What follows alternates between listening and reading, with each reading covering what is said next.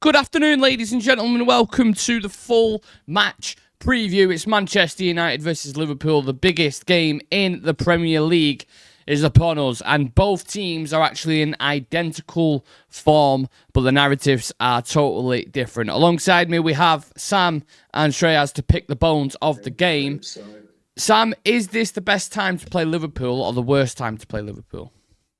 There's an argument for both, I would suggest. Like you said, they have not been in great form. Lost 3 on the spin. And arguably the games before that, they were quite lucky in some of them. They had the Szoboszlai free kick. They were 2-0 down to Bournemouth at one point. They got, was it like 100th minute they scored against Newcastle? Yeah. I think. So they've got away with stuff before that. So they weren't exactly in great form before, but they got results. And then the last 3, they've not been great. However, they are at Anfield. Our record at Anfield is piss poor, to be nice. I think we've scored like 2 goals in the last 11 games at Anfield, which is not a great record. I don't think we've won since 2016, I want to say. So nearly 10 years since we've won. So yeah, it's not a great time. And I just don't see them losing a 4th in a row at Anfield when United are coming to town. Like, I just don't see it. Stranger things have happened, but yeah, I would argue it's probably not a good time because they're probably looking for a reaction and they're probably looking for a win. And who better to do it against than United? So, yeah, Shreyas, there's a lot of elements to factor here. It's always weird to come back after an international break in it. Do you think that's going to benefit us more or Liverpool? I think for once it's an even situation for both, because I don't think that even Liverpool have had any problems when it comes to injuries during the international break. And luckily for us as well, it's been quite good that none of our players have been injured during the international break and everyone is coming back pretty much fit. But like Sam mentioned as well, it's probably not the ideal time to go to Anfield and play Liverpool right now, considering the run that they've been on and with the way that we've been playing and Amorim never really winning 2 back-to-back games on the trot, it's the odds are definitely stacked against us. But our last 2 visits to Anfield haven't really been that bad. Both of the times we've drawn, and last time around we probably could have nicked it at the end as well. So there is definitely a chance, no doubt, but I'm sure that Liverpool will be the ones playing on the front foot at Anfield. I was looking at the form before, Sam, for us in particular, and it quite literally goes up and down like perfectly. So the last 6 games, we lost to Grimsby, beat Burnley, lost to City, beat Chelsea, lost to Brentford, beat Sunderland. So hopefully the graph doesn't continue in that kind of vein of form, because obviously we want to beat Liverpool at Anfield. But what do you put those inconsistencies down to, Sam? Is he here? Or is he just pause freeze frame? He's frozen. Oh, he's not with us. You can answer that, Shreyas, if you want, and we'll get back to Sam. When you see those inconsistencies, what do you think it is? Oh, when it comes to inconsistencies, look, I think a lot of people, when they talk about it, they look more into the system and, more at times looking more as to why things aren't working out, and they land up on, the 3-4-2 or the back 5 or back 3, whatever you want to call it, is the reason. But I think there are certain areas and moments where it's not more on the system or the formation, but just on, the casualness of the players of the, on the pitch at times. They are caught napping on a lot of occasions when they should have been a little more alert. If anyone actually even looks at the goals that we've conceded in this season, I can easily say like 60 to 70% of those goals could have easily been avoided. And talking about the Grimsby game as well, looking at the players that I get that you played, you fielded a second side, but you should have enough quality to actually go, play against a side like Grimsby and actually turn up with a result. And then the next day onwards, you go and you beat Chelsea, wherein I would say, you did start the game off quite well, before Sanchez getting that red card. So with United, it's a lot of inconsistencies, more so to the fact that they're not able to build that sort of momentum week in and week out, where we can say that, okay, we are picking something up 1, 2, 3, 4, 5, 6 games in a row that you're getting positive results. Not saying you win every single game, but the manner in which we lose, or, the manner in which we drop points, it becomes very difficult for us as fans to trust this team. because you just don't know what version of this team is going to be turning up. And if probably, certain penalties would have been converted, certain decisions probably could have gone our way, we would be sitting in that top four quite comfortably, if we Yeah. converted those penalties that Bruno missed. So the narrative can shift just as easily to the other side, that, we played the same sort of football, but, we're up there in the top four. I doubt anyone would have been even talking about the system. They would have been more so looking into the fact that, you need to look something up or work something out where, you start to build some sort of consistency. But I think we've been unlucky for sure. When you look at the XG and the chances that we've created, that is definitely something that you can say. But we need to start seeing that, culminate into results. And we just haven't been able to see it in this 1 year with Amarim. Yeah. In terms of selection, before we get into that, actually, apologies. I think Sam's internet has crashed out, so it was a period for about a minute and a half, 2 minutes, where I was sorting the graphics out, so you wouldn't have been able to see things. So apologies for that for viewers who are watching as well. But we're back on track now. Everything's all level. If Sam comes back in, I can just switch back to it. It's not a problem. In terms of selection, there's a couple of things I want to go through, Shreyas, going into this. Sam's back now, so I'm going to switch back to the screen that we was on, and hopefully, is he still the same? I think he's frozen again. He's froze there for a minute. I'll leave it there. If he goes back out and I can sort it. Selection, Shreyas. Mason Mount or Cunha. If you can hear. I can hear you, but your screen's not there at all. Sam, your video's froze. So I don't know. Maybe go back out until you sort it. I don't know if you can hear us or not, but yeah, it's not looking good, is it? So in terms of selection, Shreyas, Mason Mount or Cunha, Casemiro, Garte, Luke Shaw, Mazraoui, who are you going for there and why, without obviously getting too much into your starting 11?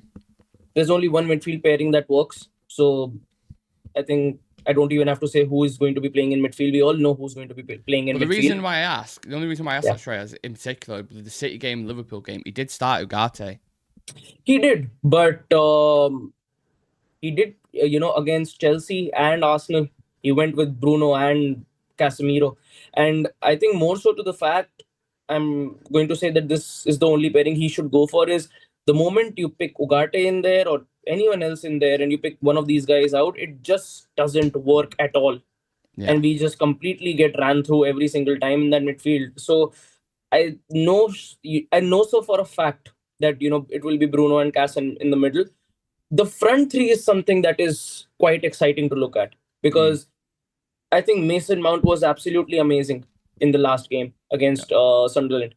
And I think he's definitely earned his spot to play in this game against Liverpool. Mbeumo had a very, I would say a very bright first half in that game. I think in the second half, he looked a bit jaded as the game progressed further. But I think Mount and Sesko definitely need to be playing into that game. Sesko is finally, started to get some goals in.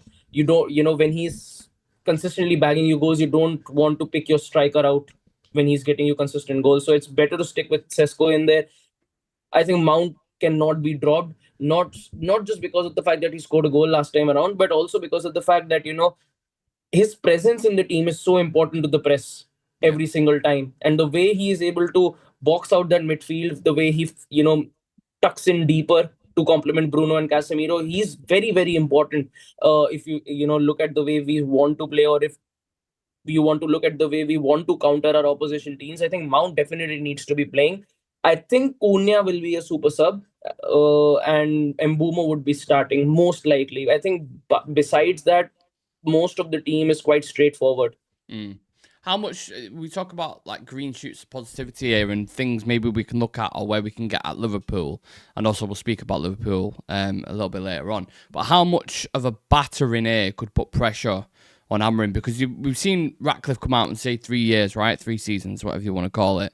But if we get beat on Sunday like 6-7-0 again, it's going to be tough to escape that, isn't it? If you go there and put in a decent performance, Shreyas, like if it's a draw or like, people can stick with that, right? People can say, yeah. But if it's a battering, it's like, I'm going to struggle. I doubt it will be a 6 or 7-0, but yes, it could be a 3 or 4-0, like, the game that we had against City. And the thing is, we can't keep on enduring these sort of results on a consecutive basis against sides like City and Liverpool. We need to see some sort of fight. And I say it also because we've been down this road for the past 4 to 5 years. That you're going to City or you're going to Liverpool, and at the back of your mind, there's always a thought that you can get smashed 3 or 4 nil or 5 nil. And I want us to move away from that sort of feeling, and it needs to develop at some point. And now is probably the best time to do it, because again, if we look at the games that we've had until now against the top six, Arsenal was a very good showing. Like you mentioned, at least we showed a fight. We saw something that we could have, if things went away, we probably could have gotten a point or even 3 points in that game the way we played. Chelsea as well was a decent result for us. But if you look at that performance against City, your entire morale just completely goes down, because it just doesn't convert the way we played against Chelsea or way we played against Arsenal in that game against City. And now that you're playing Liverpool, there are definitely areas where you can attack Liverpool as well. And I said the same thing about City as well. City still don't look good. City still look very, very fragile at times. And a lot of other teams are actually making the most of, those situations against City. But we weren't able to do it. And I'm scared about the fact that we might also not be able to do it against a team like Liverpool, because Liverpool are genuinely not playing as well as they were last year. And we can see it in probably every single game of theirs, that how they are actually nicking through results. So it's funny because I got asked to send something into Hits Radio before, like basically doing a build up for the match and stuff. And I always want to do it. I always do it kind of organically, whatever comes to me at the time. And one of the things that I mentioned was like the analogy of United are quite literally that Forrest Gump team where you never know what you're going to get. Genuinely, like even the form that I was talking about before, it's like beat, win, loss, like you have no idea what this team's going to do. And that's not really a good place to be, is it? Yeah, you don't have any confidence in the team itself that, going to Anfield, this team can win 2-1. This team can draw 0-0 or a 1-1 or 2-2 for that matter. And they can get absolutely battered 3 or 4-0 just as easily. And you cannot have, this sort of, you cannot have this sort of shakiness in your team week in and week out when you're hoping for things to get better. And there are a lot of other teams in the Prem as well, but I doubt that even teams that have just gotten promotion are this scared of a battering against the Big Six, as United fans are, because you just cannot trust these players and you don't know what version of these players is going to be turning up in these sort of games. Well, before we talk about Liverpool, a couple of key stats to get into. So Liverpool have just lost one of the last 14 Premier League meetings with Manchester United, won 7, drew 6. A 2-1 defeat at Old Trafford in August 2022. Since the start of 2018-19, it's the fewest defeats of any side to face United 3+ times in the competition. Liverpool have just one of their last 14 Oh, sorry, I've already tried that out. It's the exact same stat. Man United are winless in their last 8 Premier League away games, drew 2, lost 6, since beating Leicester City 3-0 in March. United last went longer without a league win on the road in September 1989, which is crazy because I remember a record under Ole Gunnar Solskjaer where we went, I think it was like 28 or 29 games unbeaten away from home. I think he set a record. Which may have been the COVID season. I'm not entirely sure. That may have kind of had a factor into it. I'm not entirely sure. But by the same token, Liverpool fans will tell you the trophy they won during COVID is valid and all that kind of stuff. So, it kind of is what it is. Anyway, let's talk about Liverpool. Hitting a bit of a rocky period at the moment, Shreyas. Lost to Galatasaray, lost to Crystal Palace, lost to Chelsea in the last 5 games. Questions of an imbalanced team, questions defensively, injuries creeping up, huge questions on Wirtz and Isaac. I'll kind of let you take the floor on this. What stands out for them at the minute when you watch him? Look, the thing is with Isak, I think he'll still get his mojo going. Oh yeah, I agree. Some time. Well, because even though he's not performing that well, he still managed to score like 2 to 3 goals there. So I think it will take him some time for sure, but he's a class player. Like honestly, when you look at Isak playing, and he actually fits like a glove in that Liverpool team. So I think with time he'll definitely get there. Wirtz is something interesting to look at because with Isak at least you see glimpses. With Wirtz I see nothing, and I'm being quite blunt and honest here. because Really? Nothing? no, considering he's signed for 150 mil and he's playing as a 10 in that team, I've not seen anything that goes on to me and show, yes, he's a generational talent coming in from Germany who's supposed to take the league by storm. He at Leverkusen, the way he was playing, he's not even playing 10% of that at Liverpool right now. And I've seen Wirtz play in his, with free flow, with all his momentum, and in his good form. And if you compare that version of Wirtz to what he's playing at right now, it's nowhere near comparable. And we've seen it happen a lot of times with German talents coming in from the Bundesliga to the Premier League, and it just is not able to convert. And the reason I say this more about Wirtz is he's practically got a perfect setup at Liverpool to actually prosper. If you look at the players that he's playing alongside with, the midfield that he's playing in, the attack that he's got at his disposal, it becomes quite tough for a player not to function, I would say, at times. And we've spoken about this so many times about City and both Liverpool back in 2020, 2021, that any attacker who just goes into this, one of these teams is going to have a, joy in front of goal. Yeah. No matter, which club they're coming from. And with Wirtz, when you know the sort of ability and you know what you have paid for him to get him into the club, I don't think that he's delivered anything in that regard. Maybe, again, he can just as easily score a hat-trick against United just to announce himself in the league. I can see it happening. You got to be careful, aren't you? Almost, for sure. It's happened all the time. Phil Foden finds his form against us. And if there's a point they're going to do it, it's always United. Same thing with Isaac as well. I think Isaac, should I say. I think if there's any going to be a point where he scores a couple of goals or looks like the Isaac that we see in Newcastle, it's probably going to be against Man United. But one area of weakness I also noticed as well, I watched the game against Chelsea, and it was the wing-backs. Yeah. The wing-backs in that area, and considering we get quite a lot of joy in those areas as well, with like Mbumo and Ahmad and Dogu and Mount, I think those are areas you can definitely pick off, especially second balls. You saw that feature quite a lot against Sunderland where we was going long. And then even that in itself, Shreyas, Šeško versus Van Dijk and Konate in the air. That's one element where I'm not worried, but I'm like, we seem to be having quite a lot of success doing that. Le Mans going long, and I think if Liverpool negate that and Van Dijk starts dominating Šeško in the air, that could be a problem, right? It can definitely be a problem, but that's why you need to have like 2 or 3 alternatives ready if it isn't working out. Because again, Van Dijk and Konate haven't really been in great form either. But you cannot count them out from the get-go in any game, especially in a in this Manchester United versus Liverpool game, especially when they're playing at Anfield. So you need to have at least 2 or 3 options for you there, because Liverpool are going to come at you. They're trying, they're going to try and make life very difficult from you when you're trying to play the ball out of the back. So you need to be very careful with, your options and how you want to play out. And I think it's going to be quite interesting as to how Šeško fares up against both these guys, because I remember Højlund used to have a tough time against these sort of centre backs that are very physical, like to get. They just dealt with him with ease, didn't they? Whenever they played. Exactly, and I just want to see how Šeško fares up in this battle, because I remember he played again. When he was with Leipzig or Salzburg against Liverpool, and he played very well. I think got a couple of goals. So hopefully he can take that into this game, but it's definitely going to be tough, because it's I don't think it's easy for any new striker coming into the league to fare up against Van Dijk. It's and at Anfield he definitely has, he seems to get into groove.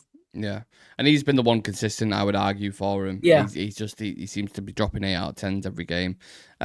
It's weird that we spoke about all this talent like Wirtz and Isaac and Konate and Van Dijk and all these players. We've not even mentioned Salah or Ekitike. And I know Salah has had a quiet start to the season, but one thing you can't count out is his record against Manchester United is unbelievable. I think it's one of the best records most that goals one scored person has against a single team. It's up there. I think he has a similar one against Everton.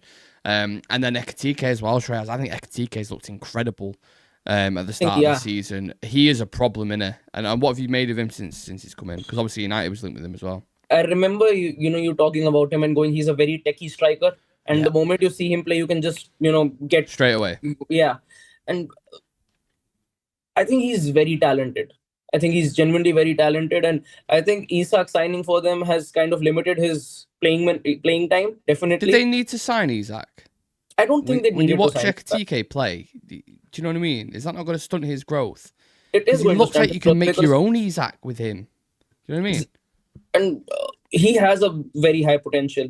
Ekitike, with the way he plays, because he's not unidimensional, that he's just a box to box, that box crashing striker. He knows how to link up play. He knows how to play as a false nine, and in certain areas he knows how to play as a target man as well. So you get a whole lot out of him as a striker when Ekitike is playing.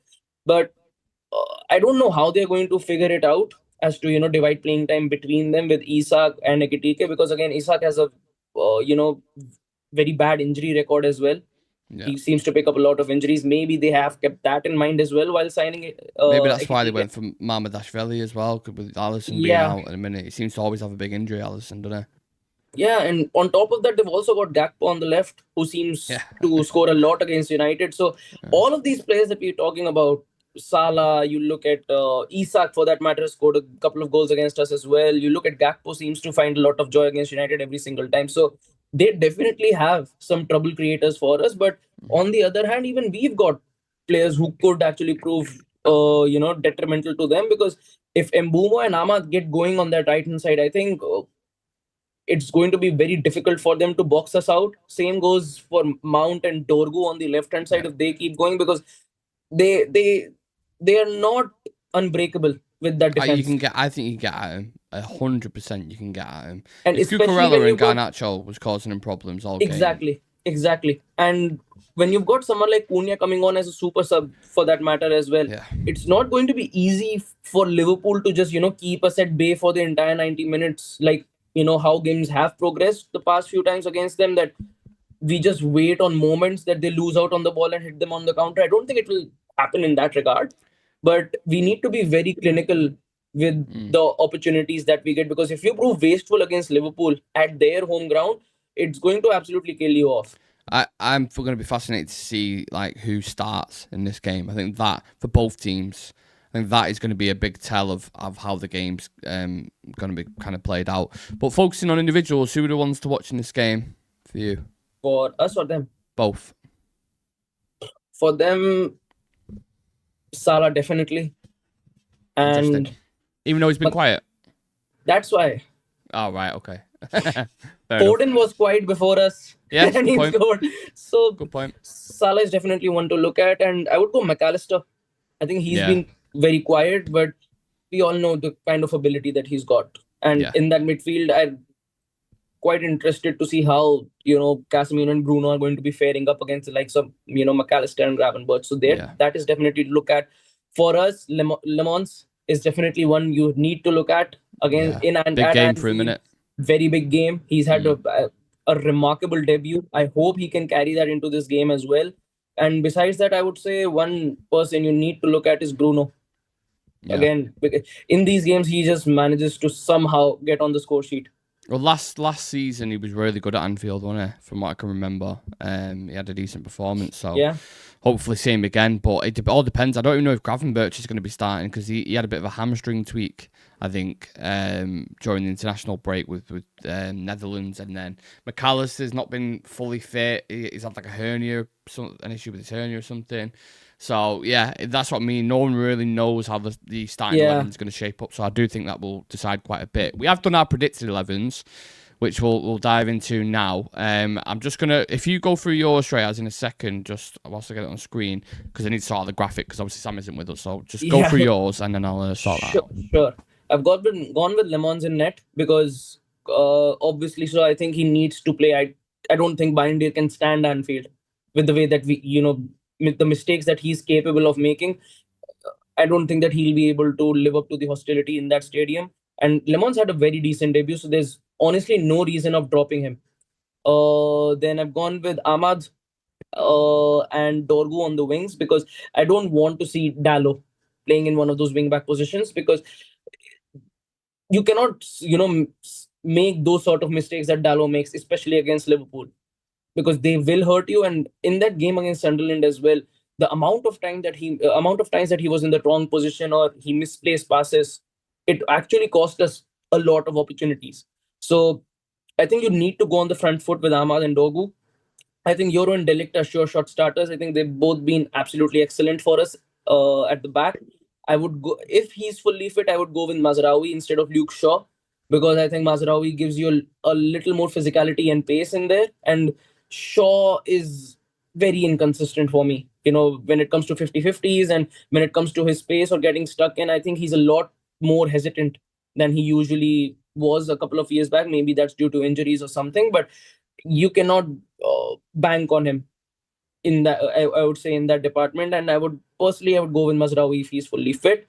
In the middle, I've gone with Casemiro and Bruno, because that's probably the only way that midfield actually clicks, and I want us to have a midfield that clicks against that side of Liverpool's. So I think Casemiro and Bruno spraying the ball out wide makes a bit more sense than going with Casemiro and Ugarte, because with Casemiro and Ugarte, what you will be doing is just absorbing pressure and just waiting to hit them on the counter. And I don't think Amorim is going to want to play that way against Liverpool. Um, in the attack, I've gone with Mbumo, Sesko, and Mount. Mount because he's earned his spot. Sesko is seemed to get going, and I want to see this Mbumo and Ahmad partnership blossom a bit more. We saw glimpses of it working against Sunderland.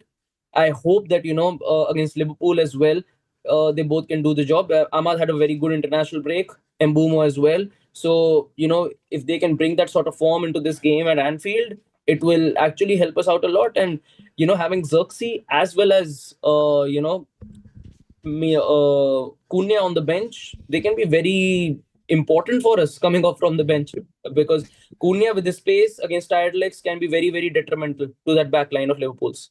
I think that front three is something that we agree on. I think whenever we've spoken about it, they're the ones that I think are probably going to start. It's when you sit into the rest of the team. So I've not gone similar, and I've not gone with the I think I would probably want your team that you've put out there. However, I think Amorim, and obviously Le Mans is going to start in goal. I'd be very surprised if he goes to Bayern, especially at Anfield. Although I do think it's a huge test. I think Euro and De Ligt have to start. They've been our best two centre backs. No two ways about that. I would like to see Mazraoui in the back line, but I don't know. I just don't know if he's fully fit. Yeah, that's the only thing. And I think he'll go with the quote unquote experience of someone who's played at Anfield loads of times. Someone else who's always been battered at Anfield a lot of times in Luke Shaw. So I think he'll go with him. If he doesn't have to go with Maz, I would rather go with Maguire. Honestly. Interesting. Yeah. Maybe. Yeah, maybe. You lose a bit of pace then, though, don't you? But then saying that Shaw's not even the quickest anymore. So. Exactly. Yeah, it's a toss-up between those two. Dorgu, I think, definitely starts at wing-back. I think he goes with Dalot at right wing-back because he did it against Arsenal. In the quote-unquote, again, bigger games for whatever reason. Seems to trust him more. I think Ahmad's a very attacking wing-back, but I would like to see Ahmad in there. For the reasons I've spoken about before with Ugarte playing at Anfield and playing against City, I think he starts. And I think Casemiro played quite a lot for Brazil and then came back quite late as well. So whether that factors into it or not, I'm not sure. Bruno for obvious reasons, and then the front three, same reasons as you. I think Mason Mount has to start.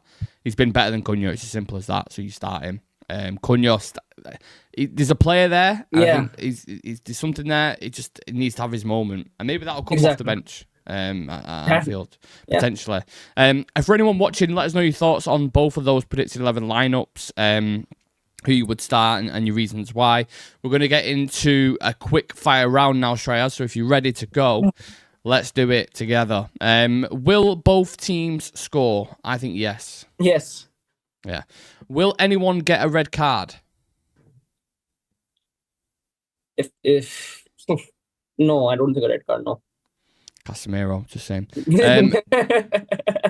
Who has been Liverpool's worst signing of the summer?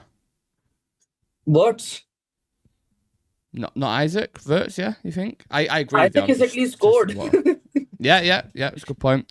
Although be it, Southampton in the cup. Who has been United's worst signing from the summer, do you think?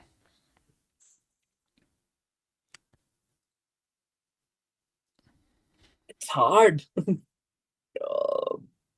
Cunha is not a bad signing. Neither is Mbumo or Sesko. I don't think the attack, I would go and say anyone is the worst. And who's not done the best? Let's just say, like rather than the worst. Cunha, you'll have to say, because he hasn't scored yet. But again, he's Don't a make him brilliant player. shit or bad. Yeah. It's just slow starts. Just not I scored. still think this thing around Wirtz, obviously, if it was a Man United player, we'd be getting absolutely drilled by the media right now. I still think Wirtz eventually will work out. I do. Eventually He's that he much will. of a smart player. I think he will start to find those pockets of space and he'll start to link with strikers and it'll come. Hopefully not against United, but I do think like he'll get to there at some point. So it just happens sometimes with signings. Like take a bit of time. It takes them time, but not going to leave out any opportunity to make them realize that it takes time because they didn't give Sesko any sort of room when he signed and he didn't play, and he scored 2 goals. Yeah, that's what I mean. Hopefully it continues. Right, sorry, I've neglected some of the comments for quite a bit. It's because I've had about a million technical difficulties, by the way, trying camera going off, Sam coming in and out of the stream by no fault of his own because of his internet. So, and then I had to switch graphics up during it. So apologies if it's been a bit. If you are new to the stream, it doesn't happen every single stream. I promise you. I'm not expecting us to win this weekend, of course. It'd be a massive bonus if we did. Amarim said he doesn't know if Maz will be ready for the game. That's from Happy Life. Thank you for that. James McGogan saying, good evening, gents. I think we're on for a win this weekend. I like that positivity. Wow. Dorgu is key. Salah doesn't track back, and Liverpool haven't been great defensively. If Dorgu can keep Salah even semi-quiet, then our left side will be productive. We touched on that before, didn't we, with the Cucurella and Garnacho thing.